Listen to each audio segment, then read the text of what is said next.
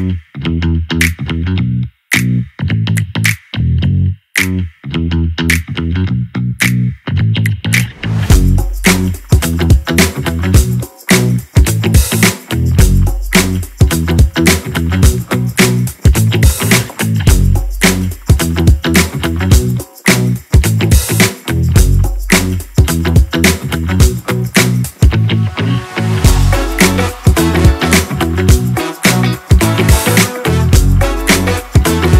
एकदा अमृतसरला गेलो होतो, तिथे सुद्धा ती वाघा बॉर्डरची जी परेड असते ती बघायला गेलो होतो, तिथे सुद्धा एकांनी ओळखलं. तर त्यावेळेला मी म्हणलं होतं की नाही मी तो नाही दुसरा आहे कोणतरी मी.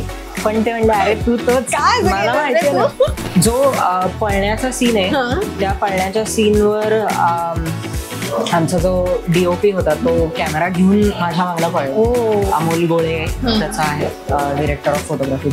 तो माझ्या मागं पळलाय आणि त्यावेळेला असं काही कळत नव्हतं की आपल्याला पळायचंय, पण तो कॅमेरा घेऊन मागणं पळतोय आणि ते बऱ्यापैकी जड असतं. 20 किलोचा ते सगळा सेट वगैरे होता आणि हे घेऊन पळायचंय म्हणजे ते आपण राहिलो पाहिजे फ्रेम मध्ये असं काही कळत नव्हतं.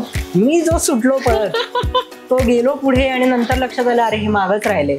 मग पुढच्या वेळेला सांगितलं एवढ्या जोरात पळू नको, पळ म्हणजे जोरात. पण मग तो पुढच्या वेळेला माझ्या स्पीडनी पळाला मागे.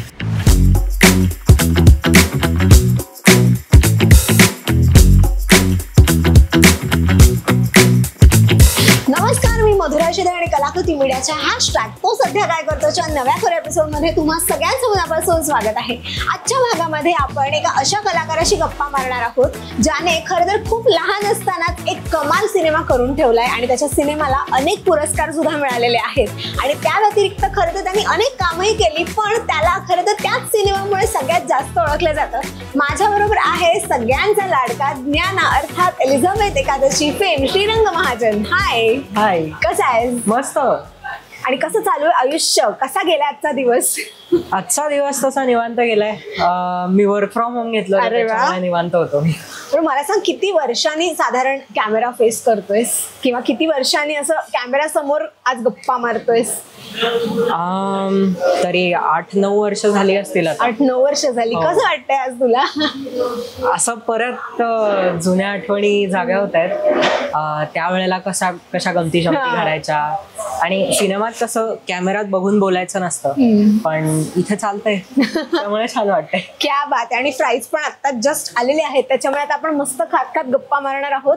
सो मला ऐकायचं तुझ्याकडून, खूप काही गोष्टी ऐकायच्यात, पण त्याआधी मला सांग तू सध्या काय करतोयस? हे जे आपलं नाव आहे सेगमेंटचं, सो मला त्याबद्दल खूप काही ऐकायचं तुझ्याकडून. आणि मला असं कळलंय की तू आता जॉब सध्या करतो आहेस आणि अभिनयापासून थोडासा लांब आहेस. तर या विषयाकडे वळण्याआधी मला थोडंसं मागे जायला आवडेल की तुझी अभिनयाची सुरुवात कशी झाली, किंवा आता मी जे सुरुवातीला उल्लेख केला की एलिझाबेथ मुळे तुला ओळखलं जातं, तर ती एक सुरुवात कशी होती? तो सिनेमा कसा मिळाला तुला? सो त्याच्या सुरुवातीची सुरुवात सांगतो मी. युनिव्हर्सिटी, पुणे युनिव्हर्सिटीमध्ये काही कोर्सेस आहेत की फिल्म मेकिंग, डिरेक्शन असं. तर तसं कोर्स करणारी एक ताई, म्हणजे मी तिला ताईच म्हणतो, तर ती माझ्या शाळेत आली होती आणि मी तेव्हा 3रीत होतो. आणि ती माझ्या शाळेत आली होती आणि मला म्हणली एक शॉर्ट फिल्म करायची, करशील का? म्हणलो ठीक आहे चालेल. तेव्हा काय कळत होतं? 3रीत म्हणजे किती? अच्छा, 3रीत. हो, 10-1 वर्षाचा असेल. तर तेव्हा ती म्हणली शॉर्ट फिल्म मध्ये एक रोल देते. रंगपेटी म्हणून माझी पहिली शॉर्ट फिल्म आहे आणि अशी 5-7 मिनिटाची आहे ती. तर त्याच्यात मग मी पहिल्यांदा काम केलं आणि त्यावेळेला मला पहिल्यांदा कळलं की ऍक्च्युली जे सीन कट होतात ते कसे होतात कट. कॅमेरा रोल थांबतो त्यावेळेला शूटिंग होत नाही, त्यावेळेला माहित नव्हतं. आणि तेव्हा ते कळलं. आणि मग त्याच्यानंतर त्याच शॉर्ट फिल्म मध्ये एक असिस्टंट डिरेक्टर होता, तर त्यांनी मला कास्ट केलं. आणि मग तो बघून एक पहिला सिनेमा केला मसाला म्हणून. गिरीश कुलकर्णी आणि संदेश कुलकर्णी आणि अमृता सुभाष वगैरे सगळे होते त्यात, आणि दिलीप प्रभावळकर होते. त्या मूव्हीमध्ये मी काम केलं आणि तो मूव्ही बघून मग परेश काका परत माझ्या शाळेत आला की असं नाव कळलंय, पंढरपूरला शूटिंग आहे, करशील का? मी तेव्हा 6वीत होतो, एलिझाबेथचं हे झालं त्यावेळेला. तर मी म्हणलो अरे बापरे, पंढरपूरला जाऊन राहायचं. तर म्हणला हा फार वेळ नाही, दीड एक महिना राहायला लागेल. म्हणलो नाही, पुण्यात नाही का शूट करता येणार. तर मग म्हणला नाही रे, ते जे घर दाखवलंय तिथून विठ्ठल मंदिराचा कळस दिसतो, तर ते पुण्यात कसं दाखवता येईल. म्हणलं काही नाही, माझं घर आहे पुण्यात दुसरं, तिथून दगडूशेठ गणपतीचा कळस दिसतो, त्यामुळे करू शकतो आपण शूटिंग. नाही रे, असं नाही होणार.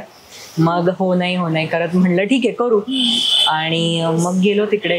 आणि पंढरपूर एवढं वेगळं नाहीये पुण्यापेक्षा, म्हणजे तेव्हा तरी एवढं वाटलं नाही.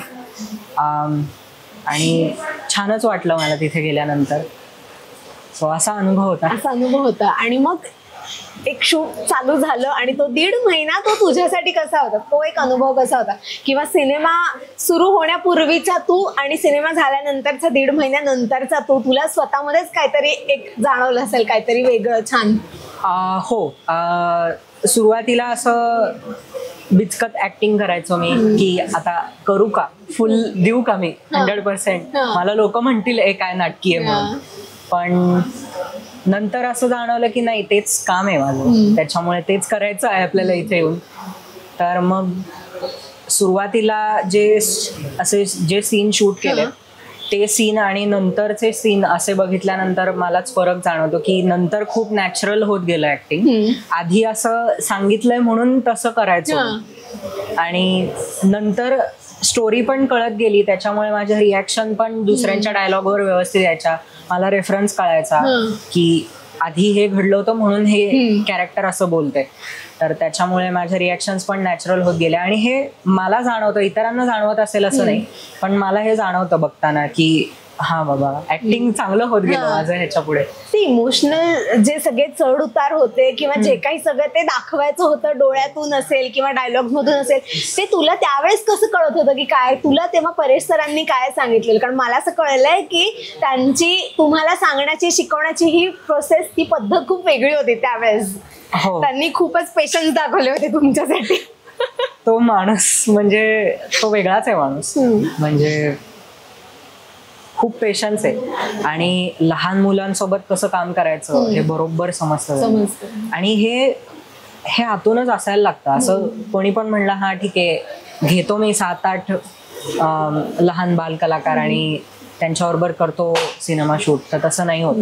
ते आतून त्यांना यायला लागतं, तर ते शूटिंग सगळं मॅनेज होतं, जमतं आणि नीट पार पडू शकतं. तर ते त्यांच्याकडे आहे. आणि त्यांच्याकडून जे काय मी शिकलो त्याचं एक खूप मोठं उदाहरण आहे. एक माझा सिनेमाच्या मध्यावर असा एक कीर्तनाचा सीन आहे. मी घरातच कीर्तन करतो की आंब्याची कोय पेरली तर काय होईल, आंबा. तर हे जे सगळं आहे, तर हे मला सुरुवातीला जमत नव्हतं की कीर्तन कसं करायचं. मी एवढं कधी बघितलं नव्हतं कीर्तन, किंवा असं काही ऐकलं पण नव्हतं की असं करायला पाहिजे. आणि ते नंतर त्याचं सीन शूटिंग वगैरे आलं, मला डायलॉग सगळे पाठ होते, त्याच्यात कधी काही प्रॉब्लेम नव्हता, मला सगळं पाठ होतं वगैरे. आणि तिथे गेल्यानंतर असं मी पूर्णपणे माझा जोश लावून वगैरे असं सगळं की आंब्याची कोय पेरली तर काय येईल असं केलं. आणि कट कट कट असं 4-5 वेळा झालं. मग परेश काका आला आणि मला म्हणला तू ना थोडस कमी करतोयस ऍक्टिंग, ते तुला ओव्हर ऍक्टिंग करायचंय. मग म्हणलं बरं ठीक आहे, अजून एनर्जी लावून करतो, बघू काय होतं. मग अजून एनर्जी लावून केलं. नाही, अजून काहीतरी वेगळं करता येईल, बघ बरं, अशा ऍक्शन लाऊड करून बघ वगैरे. मग अजून थोडे हातवारे करून डोकं हलवून वगैरे बघितलं, पण तरी ते असं सगळ्यांच्या असं मनास येत नव्हतं.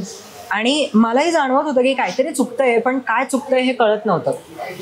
तर मग आता दिग्दर्शकच म्हणतो आपण त्यांना, त्याच्यामुळे त्यांनी बरोबर दिशा दाखवली आणि त्यांनी सगळा सीन शूट कसा होईल हे त्यांनी ऍक्टिंग करून दाखवलं, अख्खा सीन. तर हे नॉर्मली नाही करत डिरेक्टर्स. डिरेक्टर म्हणतात हा ठीक आहे, या 4 शॉट घेतलेत ना, त्याच्यापैकी हा शॉट चांगला वाटतं, घेऊन टाकू आपण एडिटिंग मध्ये, बघू काय करायचं, असं म्हणून सोडून देतात. पण नाही, तो तसाच यायला पाहिजे. तर ह्याच्यात कुठेही न चिडता मला असं दाखवलं की हे कसं करायचं आहे ऍक्च्युली काम. आणि त्याच्यात मी ऍक्टिंग करतोय एक मूल ऍक्टिंग करतानाच मी ऍक्टिंग करतोय, म्हणजे तो पण कीर्तनच करतोय, म्हणजे तो पण ऍक्टिंगचाच एक तो भाग आहे. तर त्याचं ऍक्टिंग कसं करायचं हे त्यांच्याकडनं कळलं मला, आणि ही खूप मोठी गोष्ट आहे असं वाटतं. मी भाग्यवान समजतो स्वतःला की असं दिग्दर्शक मला भेटला. क्या बात आहे. पण मला सांग, एलिझाबेथ नंतर तुझं आयुष्य कसं बदलून गेलं? श्रीरंग म्हणून एक काय सगळे बदल झाले आयुष्यामध्ये? खूप प्रसिद्धी, खूप नाव, खूप ओळख मिळाली अचानक. काही वेळी हो, की प्रसिद्धी भरपूर मिळाली. अजूनही लोक असा सिनेमा लागला माझा तर मला इंस्टाग्रामवर असे मेसेज येतात, अरे आज आषाढी एकादशी होती, तुझा सिनेमा बघितला, किती सुंदर काम केलंयस रे तू, असं अजूनही मेसेजेस येतात. त्यावेळेला लहान असताना, म्हणजे मी खूपच लहान होतो तेव्हा, स्वतःला दोषी नाही म्हणलं पाहिजे, पण त्यावेळेला मला हे कळत नव्हतं खरंच की काहीतरी केलंय आपण. हा बाबा ठीक आहे, काय एवढं काय त्यात असं विशेष आहे असं तेव्हा वाटत होतं. पण नंतर असं जाणवायला लागलं की अरे खूपच लोक ओळखतात आपल्याला. असं रस्त्यावरनं जाताना सुद्धा अरे तू तोच ना असं व्हायचं. आणि हे नंतर असं जाणवायला लागलं की आपण केलंय, खरंच काहीतरी चांगलं काम केलंय, आणि अशा भरपूर लोकांकडनं दाद मिळतेय. जे असे झी मराठीनी तो सगळा पुढे प्रोडक्शन आणि असं सगळं त्यांनी केलं होतं. तर रिलीज झाल्यानंतर सुद्धा जे काय प्रोमो आणि असं सगळं होतं त्याच्यात सुद्धा जे त्यावेळेला सिरियल वगैरे असायची की होणार सून मी या घरची, तर त्याच्यातले सुद्धा ॲक्टर्स होते किंवा इतर पण सिरियल्स आहेत त्यातले ॲक्टर्स. तर त्यांच्याकरता एक स्पेशल शो झी मराठीने असा एक ठेवला होता की आपण त्यांना दाखवू आणि त्यांचं काय मत आहे हे ऐकून घेऊ. तर त्याच्यात सगळे भेटले ज्यांना मी असं टीव्हीवर बघतो, ते असे पहिल्यांदा दिसले मला. आणि त्यांच्याकडनं मला पहिल्यांदा अशी दाद मिळाल्यानंतर मला असं जाणवलं की हा बाबा आपण खरंच काहीतरी केलंय चांगलं काम. खूप मोठं काम नाहीये, पण जे केलंय ते चांगलं केलंय असं वाटतं. आणि आता ते जाणवतंय की त्यावेळेला मी PR वगैरे असं खूप छान मे बी मॅनेज नसेल केलेलं की लुक्स किंवा असं सगळं, पण ते आता जाणवतं की पण काहीतरी भारी गोष्ट केली. मला खरं तर तुला तेच विचारायचं पुढे की तुला आता ज्यावेळेस तू हे आठवतोस किंवा मागे वळून बघतोस, आता तुला ह्याची जाणीव होत असेल की आपण तेव्हा काहीतरी वेगळं एक करून ठेवलं आहे जे आजही लोकांच्या लक्षात आहे. हो ना. पण मग त्यानंतर असं काय झालं की तू थोडासा अभिनयापासून थोडासा लांब गेलास आणि आता एक वेगळं क्षेत्र निवडलंस? तर इथे आता आलाय फायनली की तो सध्या काय करतो. आता ऐकायला मिळणार आहे की श्रीरंग सध्या नक्की काय करतोय. ते मी ॲज हॉबीज ठरवलं होतं की ऍक्टिंग कधी माझं मेन पोटापाण्याचं साधन नसेल हे मला माहिती होतं. तेव्हाच ठरवलेलं तू? हा, म्हणजे असं मनात असं कधी नव्हतं, असं ठरवलं म्हणजे की आता मला ह्यातच करिअर करायचं असं ठरवलेलं नव्हतं की मी आता जे करतो ते असेल. पण आपलं साधन काहीतरी वेगळं असणार आहे हे माहिती होतं मला. हे घरच्यांनी सांगितलं वगैरे असं काही नाही, हे मीच ठरवलं होतं की फक्त छंद म्हणून ठीक आहे. आणि तसं झालं पुढे. त्यानंतर मग मी सायन्सलाच गेलो, सायन्स नंतर इंजिनिअरिंग केलं, कॉम्प्युटर इंजिनिअरिंग पुण्यामधून. हो, पुण्यामधूनच. आणि मग त्यानंतर जॉब असं. पण मग ते सगळं सुरू झाल्यानंतर कुठेतरी ही सगळी गोष्ट मिस करायला लागलेलंच का? कारण का अचानक मिळालेली ती जे म्हणतो ना एका रात्रीत आपण ओळख मिळते आपल्याला, एका रात्रीत ते फेम मिळतं, त्या गोष्टींची आपल्याला कुठेतरी सवय होते. आणि ते तुझं वय पण असं होतं की त्या गोष्टी तुला तेव्हा खूप जास्त पटकन अट्रॅक्ट पण करत असतील, कारण तेव्हा ती प्रसिद्धी आणि ते आपल्याला आवडायला लागतं, कोणाला नाही आवडत अर्थात. तर त्यावेळेस ह्या सगळ्या गोष्टींपासून दूर जाताना काय एक मनाची तयारी काय केलेलीस? किंवा काही वेळेला असं होतं की आपल्याला घरूनही तितका सपोर्ट मिळणं पण गरजेचं असतं. सो आई वडिलांचा किती सपोर्ट मिळाला ह्या सगळ्यामध्ये क्षेत्र बदलताना? नाही, आई वडिलांचा सपोर्ट होता. त्यांचं कायम पहिल्यापासून असं म्हणणं होतं तुला जे करायचं ते कर, आम्ही सपोर्ट करू सगळं तुला. तर त्याच्यानंतर मग शाळा होती, मग शाळेचं सगळं हे झालं. त्याच्यानंतर मी एक ऑडिओ बुक वगैरे रेकॉर्ड केलं. त्याच्यानंतर मग 9वी 10वी सगळं होतं. आणि नंतर मग कॉलेज होतं सायन्स 11वी 12वी. तर त्यामुळे असं कधी एवढं वाटलं नाही की हा आपण यातनं बाहेर चाललोय वेगळं, कारण काहीतरी दरवेळेस सुरू होतं माझ्या डोक्याला, काहीतरी होता एक मागं काहीतरी चालू होतं. त्यामुळे असं खूप वेगळं नाही वाटलं, असं नाही असं म्हणू शकतो की खूप वेगळं नाही वाटलं. पण आता असं वाटतं का असा प्रश्न असेल तर नाही, एवढं नाही. असं मिस करतो मी. सवय झाली तुला, त्या रुटीनची सवय झाली. येस, सो मिस करतो. अजूनही काही असं पुढे संधी आली आणि माझं सगळं वेळ जुळून येत असेल तर मग नक्कीच करीन, तसा काही प्रॉब्लेम नाही. त्याच्याकरता जे डेडिकेशन लागतं ते डेडिकेशन आता तरी देणं मला पॉसिबल आहे असं नाही वाटत. आता तू एक वेगळं आयुष्य जगतोय जे 9 to 6 आहे. आता हे साधारण एक रुटीन कसं तुझं ते फिक्स झालंय आता? हो, बऱ्यापैकी फिक्स झालंय. सकाळी अगदी 9ला नाही झालो जॉईन तरी 10, 10:30 पर्यंत होतो. ऑफिसला गेलो तर मग उशिरापर्यंत थांबून करायला लागतं. पण सगळं सेट आहे. मला जे आवडतं त्यात मी काम करतोय. सो त्याची एक मजा असते की मला ऍक्च्युली जे आवडतं तेच मी करतोय. असं नाहीये की आपलं केलंय काहीतरी म्हणून आता त्याच फील्डमध्ये राहण्यासाठी काहीतरी, असं नाहीये. मला आधीपासून आवडायचं कोडिंग. माझं 11वी-12वीत असताना एक्स्ट्रा जे सब्जेक्ट आपण घेऊ शकतो त्यात मी प्रोग्रॅमिंग घेतलं होतं आणि त्यात मला बऱ्यापैकी होतं प्रोग्रॅमिंग. बेसिक होतं, खूप नाही पण तरी होतं. आणि मग तेव्हा असं वाटलं की अरे आपण इंजिनिअरिंग यातच करू.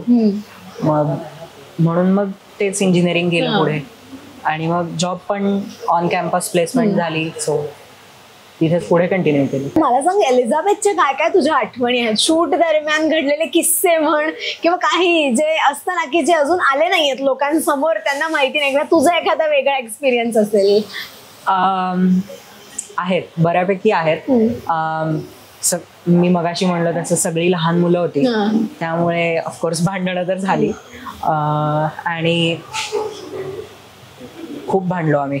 आता असं आठवत आहे की अरे किती भांडलो आणि फालतू कारण, म्हणजे काहीच अर्थच नव्हता त्या कारणांना. आता सेटवर बिस्किट ते द्यायचे, सेट दादा किंवा असं कोणतरी आणून द्यायचं बिस्किट की खायला काहीतरी मध्ये. तर एकदा त्यांनी ओरिओ दिलं होतं आणि त्यावेळेला ओरिओ सगळ्यांना आवडायचं आणि ओरिओ सोबत त्यांनी हाईड अँड सीक किंवा असं कुठलं तरी दुसरं दिलं होतं आणि मला तेव्हा ओरिओ खूप आवडायचं. तर ते मी पटकन ओरिओ उचललं आणि सगळ्यांकडे वाटून ओरिओ सगळी संपली कारण सगळ्यांनी आधी तेच घेतलं. आणि नंतर कोणाकडे तरी बहुतेक सायलीकडेच गेलं ते बिस्किट आणि तिथे ओरिओ नव्हतं. तर ती म्हणली मला ओरिओच पाहिजे. मग मी पण खोडकर होतो, मग मी तिला अजून चिडवलं माझ्याकडे आहे ओरिओ तुझ्याकडे नाही. त्याच्यावरनं भांडणं, वेडेपणा, म्हणजे काही अर्थ नाही त्याला पण केलेलं आहे हे सगळं. आणि अजून पण गोष्टी घडल्या की त्यावेळेला पंढरपूरमध्ये शूटिंग करताना वारी चालू होती. म्हणजे कार्तिकी एकादशी होती का, शूटिंग चालू असताना कार्तिकी एकादशीचा सीझन होता. त्याच्या आधी काही दिवस आणि नंतर काही दिवस शूटिंग झालं. तर त्याच्यामुळे प्रचंड गर्दी आणि आधी वाटलं नव्हतं की काय अशी किती गर्दी असेल. तेव्हा काहीच कळत नव्हतं आणि ते तेव्हा अनुभवलं मग आम्ही की काय गर्दी असते. आणि त्या गर्दीत आम्ही शूटिंग केलं. तर मग कॅमेरा दिसल्यानंतर 4 लोक वळून बघतातच की ऑब्व्हियस आहे, ते काही वावगं नाही, पण लोक बघतात. आणि मग कसं करणार की कॅमेरात तर दिसायला नकोय, लोक बघतात कॅमेराकडे, कारण सिनेमात तसं दाखवून चालत नाही ना. त्यामुळे मग काय करणार, मग डमी कॅमेरा, 2-3 कॅमेराज असं मी इथनं शूट करतोय तर आजूबाजूला 2-3 कॅमेरा की लोक त्याच्याकडे बघतात आणि मूळ कॅमेरावर कापड टाकून वगैरे शूटिंग करायचं की कळत नाही की इथे खरं कॅमेरा आहे, असं शूटिंग केलेलं आहे. किंवा लोक रॅन्डम येऊन सांगा होते नामदेव पायरीकडे कसं जायचं सांगा. मला काहीच माहित नव्हतं. मी म्हणलं हा बाबा इथनं पुढे गेल्यानंतर, पण ते शूटिंग चालू असताना असं चालत नाही. आणि माझ्या सोबतचे सगळे होते ते पंढरपूरचे होते. नंदिताताई सोडली तर बाकी सगळे, नंदिताताई म्हणजे माझी आई जी दाखवली ती, तर ते सोडले तर बाकी सगळेच पंढरपूरचे होते. आणि त्यामुळे त्यांना नॉर्मल होतं, ते त्यांना काही असं वेगळं वाटत नव्हतं. पण मला तिथे गेल्यानंतर अरे बापरे एवढी गर्दी, हरवलं तर काय करायचं. एक तर मी एवढासा बुटका, म्हणजे अजूनही बुटकाच आहे, पण एवढासा बुटका त्यात कुठे हरवलं तर कळणार पण नाही त्या गर्दीत, असं झालं. लकीली नाही हरवलं. पण त्याच्यामध्ये जे तुमचं नातं भावा बहिणीचं दाखवलेलं, तू थोडासा असं समजूतदार आणि असं सगळं सांभाळून घेणारा, तू खरा कसा आहेस, आणि त्यावेळेस तुमचं सेटवरचं नातं कसं होतं? खरंच सगळ्यांना सांभाळून घ्यायचं, किंवा सायली लहान होती तर तिला सांभाळून घ्यायचं, की असेच आता जसे भांडत होतात तुम्ही जे सांगितलं सो तसाच होता सेटवर? नाही, मी तसा लहानपणापासूनच समजूतदार आहे. त्यामुळे असं मी काही म्हणणार नाही, पण वागलो मी वेड्यासारखं वागलो, भांडणं केली त्यांच्यासोबत. काही चांगल्या आठवणी पण आहेत. त्यावेळेला भाऊबीज होती एका दिवशी, तर त्या दिवशी आमचं फोटोशूट झालं तेवढ्या करता, की भावा बहिणीचं नातं त्याच्यामुळे. आणि बरेच फोटोज आमचे बघितलेत, एलिझाबेथ एकादशी सर्च केल्यानंतर ते फोटोज भरपूरदा दिसतात. एक आमचं जे घर दाखवलंय त्याच्या बाहेरच आकाशकंदील वगैरे होता, तर तिथे आकाशकंदिलाच्या खाली शूटिंग केलंय, किंवा असं फोटोशूट बरंच झालंय. त्याच्यामुळे अशा खूप छान आठवणी आहेत त्यांच्या सगळ्यांसोबतच.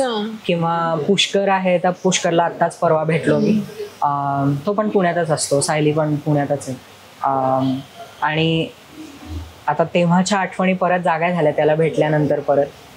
आणि त्याच्यासोबत वेगळ्याच आठवणी आहेत. आम्ही म्हणजे आमची दोघांची नक्कीच आमची दोघांची एकदम अशी घट्ट टीम होती, आणि मग आम्ही दोघं मिळून सायलीला वेगळं पाडायचं असं केलेलं आहे. वेडेपणा होता, पण ठीक आहे, आता तेव्हा लहान होतं, ते वयच होतं आणि तेव्हा नाही करणार तर कधी करणार. अशा काही आठवणी आहेत. नंतर सेटवर अजून पळापळी केली आहे भरपूर. बऱ्याचदा असे पळतानाचे सीन आहेत, पत्र्यावरनं चालत जातोय, गर्दीतनं पळत सुटतोय. स्पेशली त्या सीन बद्दल विचारायचं ज्याच्यामध्ये तू घरी न सांगता पटकन जिकडे ऍक्च्युअल त्या मंदिराजवळ तुम्ही जिथे ते दुकान थाटलेलं असतं तिथे तू उड्या मारत जे जातोस, तो सीन कसा शूट केलेला? तो सीन सुरुवातीला असं दाखवलंय की आम्ही जिन्यावरनं वर जातो, जिन्यावरनं वर गेल्यानंतर एका पत्र्यावरनं चालत जातो, मग दुसऱ्यांच्या घराच्या गच्चीतून खाली उतरतो आणि बाहेर पळत जातो असं दाखवलंय. का तर मी माझ्याच घराच्या इथनं खाली गेलो तर कळेल आईला, त्याच्यामुळे असं. तर हे जे काय केलेलं आहे ते पत्र्यावरनं चालणं वगैरे माझी टरकली होती. मी खूप घाबरलो होतो की असं पत्रा फाटला, पडलो मी खाली तर काय करायचं. कारण तसा बरं एक दोन मजले उंच होतं ते, त्याच्यामुळे भीती वाटायची. पण माझ्यासोबतचे अजून पण लोक होते, माझ्यापेक्षा मोठे दादा वगैरे होते, ते पण त्याच्यावरनं चालत जायचे. हा मग हे गेले तर मी सहज चालत जाईल असं वाटायचं. आणि सायली पण एक दोनदा जाऊन आली त्याच्यावरनं. मग म्हणलं हा ठीक आहे करू. मग सायली म्हणली अरे काही नाही होत, जा तू, काही नाही होत, त्याच्यात काय असं थोडी पडणार आहेस. मग म्हणलं ठीक आहे आपण धीर करून जाऊ. म्हणून मग गेलो आणि काहीच वाटलं नाही. नंतर मग आम्ही नॉर्मल सुद्धा पळापळी करायला तिथनं जायचो. तिथला वाडा आणि असं सगळं खूप सुंदर आहे, त्याच्यामुळे असं आहे. आणि जो पळण्याचा सीन आहे त्या पळण्याच्या सीनवर आमचा जो DOP होता तो कॅमेरा घेऊन माझ्या मागणं पळला. अमोल गोळे त्याचा आहे, डिरेक्टर ऑफ फोटोग्राफी.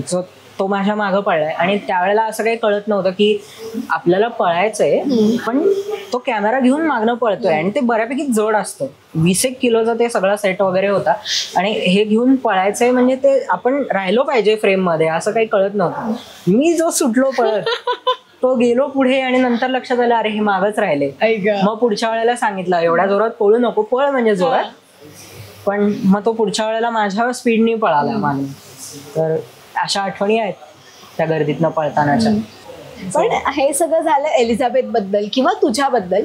अनेकदा असं होतं की इतक्या कमी वयामध्ये एक नाव मिळाल्यावर, ओळख मिळाल्यानंतर ती प्रसिद्धी झेपवणं हे पण थोडंसं कठीण असतं त्या वयामध्ये. आणि त्यासाठी आपले आई वडील सातत्याने प्रयत्न करत असतात की त्यांच्या मुलांचे पाय जमिनीवरती कसे राहतील. आणि त्या प्रसिद्धीची कधीतरी आपल्याला नकारात्मक बाजू पण अनुभवायला मिळते. तुझ्या बाबतीमध्ये असं झालंय का कधी की एका पॉइंट नंतर तुला असं वाटलं की आता बास हे मला नको वाटतंय थोडं, असं वाटलं तुला कधी? हो, मी आधी पहिल्या प्रश्नाचं उत्तर देतो की प्रसिद्धी मिळते त्यावेळेला खरंच मला एवढं कळत नव्हतं की प्रसिद्धी आहे, आपण प्रसिद्ध आहोत.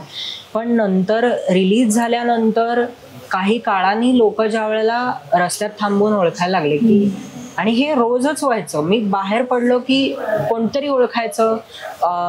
मी एकदा अमृतसरला गेलो होतो, तिथे सुद्धा ती वाघा बॉर्डरची जी परेड असते ती बघायला गेलो होतो, तिथे सुद्धा एकांनी ओळखलं. तर त्यावेळेला मी म्हणलं होतं की नाही, मी तो नाही दुसरा आहे कोणतरी मी. पण ते म्हणले अरे तू तोच. मला माहिती आहे ना, कारण तेव्हा असं कंटाळा आला होता मला की सुरुवातीला छान वाटत असेल. हा, सुरुवातीला छान वाटायचं, अरे ओळखतं कोणतरी आपण. नंतर मग नको वाटलं मला ते. त्यामुळे आणि त्यावेळेला कळायचं नाही की कसं हँडल करायचं हे व्यवस्थित. पण शिकलो मी त्यातनं सुद्धा की काही नसतं, एक फोटो काढायचा असतो आणि छान वाटतं त्यांनी, तर मग काय हरकत आहे. म्हणून मग ठीक आहे म्हणायचो मी, काढू द्यायचो फोटो. पण खरंच मला असं खूप आवडायची प्रसिद्धी वगैरे असं नाहीये. आणि आईबाबांचा, माझ्या शिक्षकांचा वाटा आहे त्यात की त्यांनी असं कधी मला वागू दिलं नाही वाईट, किंवा असं की कोणतरी तू स्पेशल चाइल्ड आहेस असं कधी वाटू दिलं नाही. आई बाबा माझे कायम म्हणतात की आपले पाय कायम जमिनीवर असायला पाहिजे, उगाच हवेत पाय हरभऱ्याच्या झाडावर चढवतंय कोणतरी, आपण चढलो असं नाही व्हायला पाहिजे.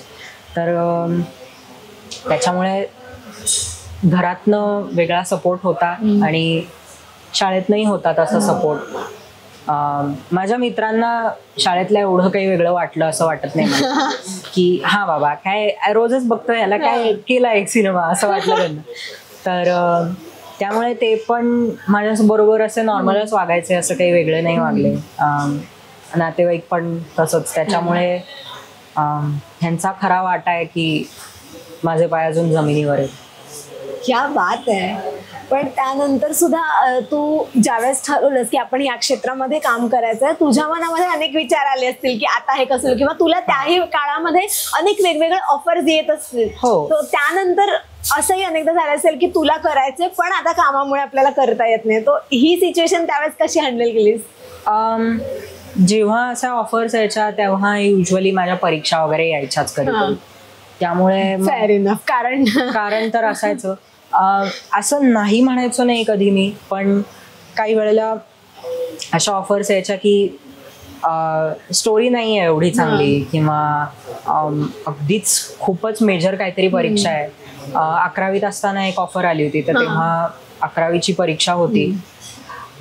तर त्यामुळे कसं जमणार आता, एवढे महिने तिकडे जाऊन राहायचं, परत सायन्सचा एवढा अभ्यास करायचा. कारण 11वीत मी पस्तावलो होतो. नंतर जमलं समहाऊ मला ते, पण तेव्हा मी पस्तावलो होतो की अरे कुठे घेतलं सायन्स, काय हे असं. केमिस्ट्रीने ताप दिला होता मला. त्यामुळे तर त्यावेळेला एक ऑफर आली होती, त्याला मला नकार द्यायला लागला. स्टोरी चांगली होती ऍक्च्युली त्यांची, पण नकार द्यावा लागला की काही नाही करू शकत, की ही गोष्ट महत्वाची आहे आणि ते आत्ता नाही केलं तर परत कधीच नाही होणार आहे. 11वी 12वी किंवा त्याच्यानंतर सुद्धा इव्हन ग्रॅज्युएशन असं आपण मध्ये हा 4 वर्ष गॅप घेतला आणि हे केलं, हे आताच्या काळात होतं व्यवस्थित, पण ते 10 वर्षांपूर्वी मे बी एवढं नव्हतं. आणि मला वाटतं तो एक फ्लो पण असतो, ते त्या ह्याच्यात ते तुटलं ना आणि मग ते नाही होत. आणि मला वाटतं अभिनय क्षेत्रच असं आहे की इथे ग्लॅमर, ओळख, ह्या सगळ्याच गोष्टी इतक्या आहेत ना की एकदा त्या क्षेत्रामध्ये गेल्यानंतर माणूस कदाचित पुन्हा उलट नाही फिरू शकत. हे अनेकांचं होऊ पण शकतं. तुझे मगाशी म्हणालास बोलता बोलता की अनेक जण तुला ओळखायचे, रस्त्यात थांबून फोटो काढायचे, तुझे फॅन्स होते. मला सांग, ह्या सगळ्या यशानंतर तू अशा व्यक्तींचा फॅन ज्यांच्याकडून तुला छान वेगवेगळ्या प्रकारच्या प्रतिक्रिया मिळाल्या आणि त्यावेळेस ते तुला आशीर्वाद म्हणून तू घेतलंस ते असं? त्याच्यानंतर आम्ही चला हवा येऊ द्याच्या शो मध्ये गेलो होतो आणि तिथे म्हणजे साबळे सर आणि त्याच्यानंतर पुणे टीमच, सगळीच टीम, म्हणजे भारत गणेशपुरे आणि हे सगळेच, त्यांच्याकडनं खूप छान अशी प्रतिक्रिया आली होती की काय मस्त काम केलंय तुम्ही, आवडलं, म्हणजे हे खरंच खूप नॅचरली केलंय तुम्ही काम.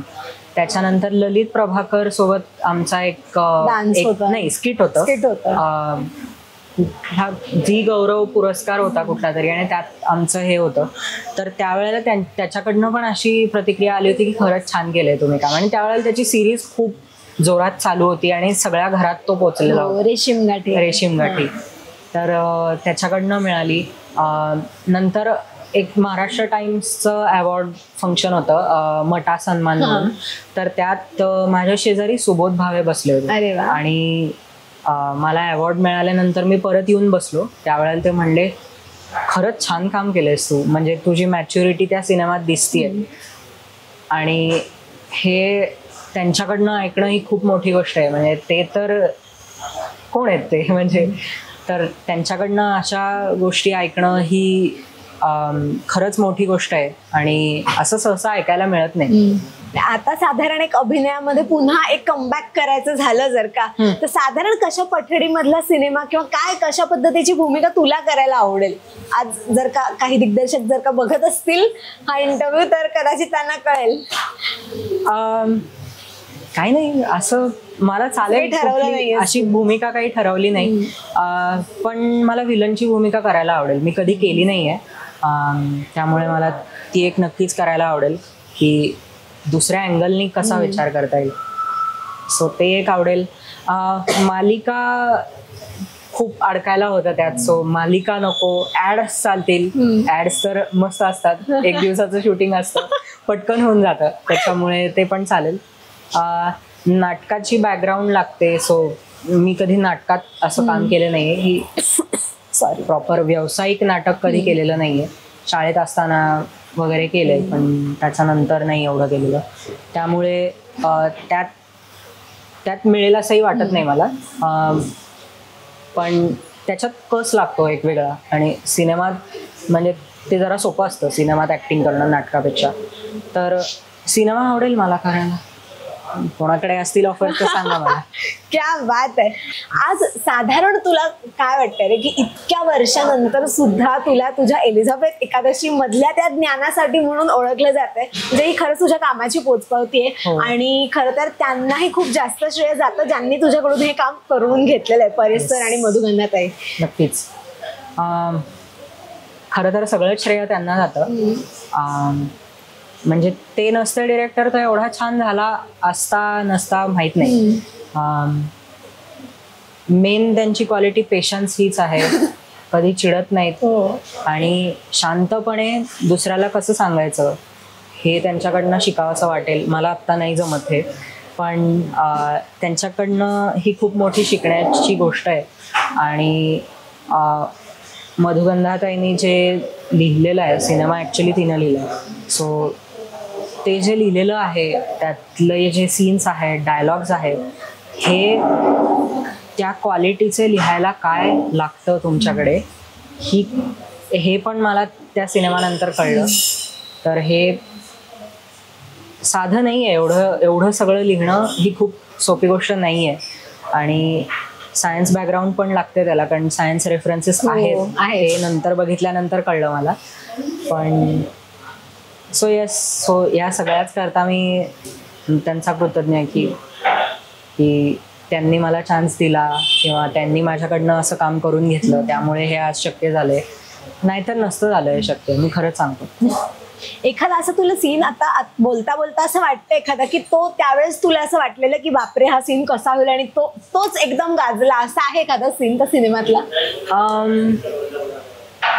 हो, एकदम शेवटचा जो सीन आहे त्या सीन मध्ये असं घडतं की आमच्या त्या बांगड्यांचा बॉक्स जो चोरीला गेलेला असतो तो परत येऊन ते देतात. सगळं तो क्लायमॅक्स आहे. सो तिथे सिनेमा संपतो. आणि त्यावेळेला जो माझा मोनोलॉग आहे हा वेगळाच आहे.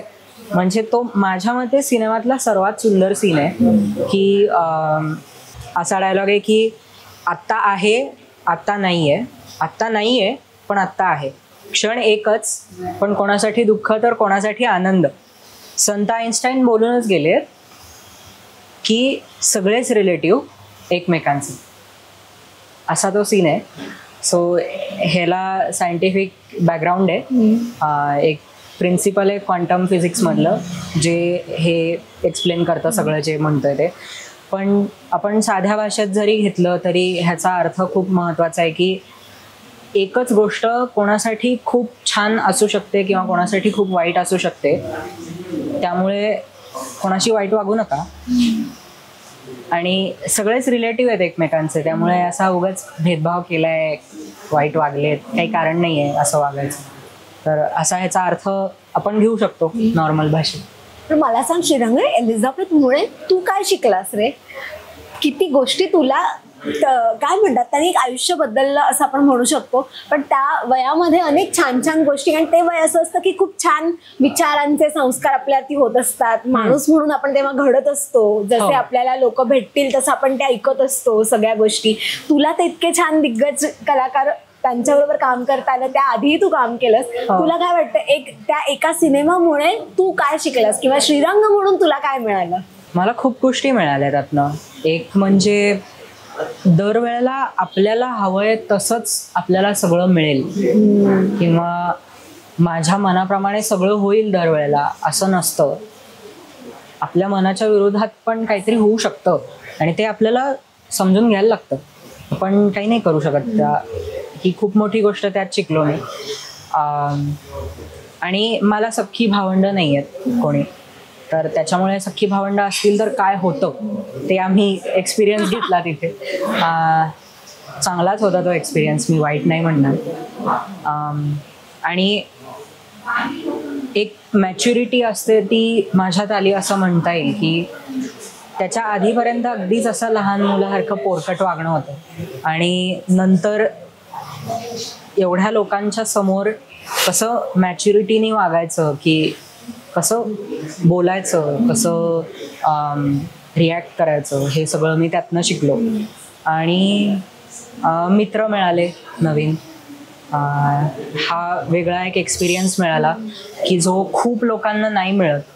की खूप लोकांची इच्छा असते आपण काहीतरी ऍक्टिंग करावं, पण ते त्यांना नाही मिळत. ते मला मिळालं, ही मोठी गोष्ट आहे. खरं. आणि मला वाटतं ती संधी मिळणं आणि त्याचं सोनं करणं हे पण खूप महत्वाचं असतं. तुम्हाला वाटतं तुला ती संधी मिळाली आणि तू तसं सोनंही केलंस, त्याच्यामुळे काय म्हणजे अजून कायच हवं. क्या बात आहे. खूप मस्त वाटलं मला श्रीरंग तुझी गप्पा मारून. आणि मी खरंच आशा व्यक्त करते की तू लवकरात लवकर आमच्या भेटीला येशील एखाद्या छान प्रोजेक्ट मधून. तुला जसं जमेल, तुला जसं आवडेल तशी भूमिका तुझ्या वाट्याला येऊ देत, आणि आमच्या भेटीला कायम येत राहा वेगवेगळ्या भूमिकांमधून. कारण तुला ज्या गोष्टीमुळे ओळख मिळाली आहे, मला असं वाटतं की ते तू अजून पुढे यावंस त्यामधूनही, कारण का तू अजून ते खूप छान करू शकतोस असं वाटतं. आणि आय एम शुअर की तुम्हालाही लोकांनाही बघण्याची खूप उत्सुकता असेल तुला, त्याच्यामुळे तुला खूप खूप शुभेच्छा. आणि वेळात वेळ काढून तू आज इथे आलास, 9 ते 6 तुझा जॉब सांभाळून त्यानंतर तू इथे आलास, त्याच्यासाठी खूप खूप थँक्यू. आणि भेटूयात पुन्हा लवकरात लवकर येशील तू नवीन प्रोजेक्ट मधून. सो आय होप मी तेव्हा तुझा पहिला इंटरव्ह्यू घेईन. Thank you so much and wish you all the very best. Thank you. Rasika हो, कलाकृती मीडिया म्हणजे मनोरंजनाची लयलूट. मनोरंजन क्षेत्रातील किस्से व घडामोडींचा आस्वाद घेण्यासाठी कलाकृती मीडिया या YouTube चॅनलला सबस्क्राईब करा आणि व्हिडिओ लाईक करा.